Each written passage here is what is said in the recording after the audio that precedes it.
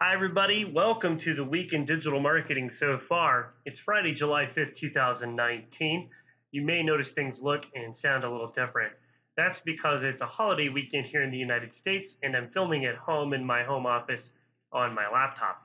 I don't have my producer, Trini Pineda, with me, so you won't see any of those neat little jump cuts or any icons or images showing up over my right shoulder. I'm also trying to do this all in one take. And honestly, I have a flight to catch in a couple of hours, so I won't be able to do a lot of editing of my own. Please forgive any uhs or ums you might see. Now, a small secret here, we actually film the show on Thursdays, and then we edit and produce it and upload it on Fridays of each week. So I'm actually filming on Thursday, the 4th of July. So if you hear any fireworks or exploding sounds, that's what that is. Let's go ahead and get started over on YouTube. A study from Swansea University in the UK shows that YouTube recommends extremist content more than Reddit and Gab. Gab is a website that people thought was home to nothing but extremists. So that's a bit of a surprising finding. A Wall Street Journal article claims that YouTube is being flooded with scientifically dubious cancer treatment information. They say that some of the videos have gotten millions of views and that this has probably led to some problems for cancer patients. YouTuber Roberto Blake posted over on his Twitter asking people how much they thought a YouTube channel got paid by YouTube for getting 1 million views on a video. The answers so far have been really interesting, with other YouTubers sharing their actual payout information from YouTube, ranging anywhere from $1,000 to $20,000 for a video that gets a million views. Over on Google, the company is being investigated in the UK for their advertising dominance. The competition watchdog in the UK is looking to see if Google has abused their market power and user data to hurt competitors in the digital advertising space. On the 25th anniversary of the very overlooked robots.txt file, Google announced they were working to make it an official web standard and publish those standardized protocols. This changes several things in robots.txt files, including eliminating the no index directive that many SEOs have been using for quite some time. Google My Business this week rolled out a new feature to Google Maps called Place Topics. This shows the main themes of your business and it pulls the information from customer reviews. There is absolutely no way for a business manager or owner to edit this or change this in any way. There's really nothing you can do about it, but just a heads up that it's there. A study shows that clients who pay more for SEO services to rank in Google tend to be happier than those who pay less. Now, this is just correlation, it's not causation, but as an SEO myself, thumbs up, right? In Australia, a woman has been court ordered to pay 500,000 Australian dollars for leaving a fake review on a Google business profile.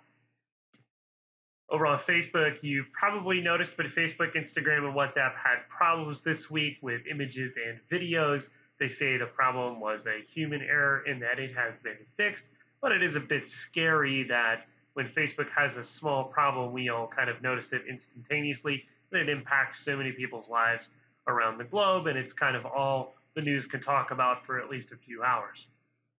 Just like Google, the UK competition watchdog is investigating Facebook as well to see if they have abused their power, their market position, or any user data to block competitors in the digital advertising space. US lawmakers sent Facebook an official letter requesting that they stand down and halt production of their Libra cryptocurrency in the Calibra subsidiary of the company. This is an escalation, but it's something that we're already kind of seeing from governments around the world, really concerned that Facebook could hurt global currencies with the Libra currency. Over on Instagram, an ice cream truck in LA is charging Instagram influencers double the price after being asked to work an event of about 300 people for free so he could get exposure by an Instagram influencer. A study by Trust Insights shows that Instagram post engagement has fallen as much as 44% between May of this year and June of this year.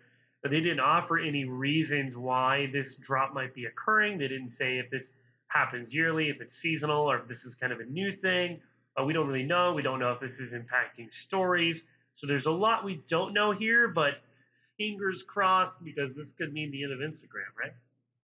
It's bonus round time. A U.S. appeals court has ruled that Amazon can be held liable for third party seller products. This means that Amazon and companies like Amazon that allow other companies to sell via their platforms are probably going to have to be liable for products that don't meet quality standards or that are potentially harmful to consumers. Yelp has said that they want to become a remote control for people's lives, but there's no word yet on if that remote control comes with a mute button for Yelp advertising salespeople. Grubhub has been shown to purchase the domain names of their client restaurants and even build shadow websites on them without permission.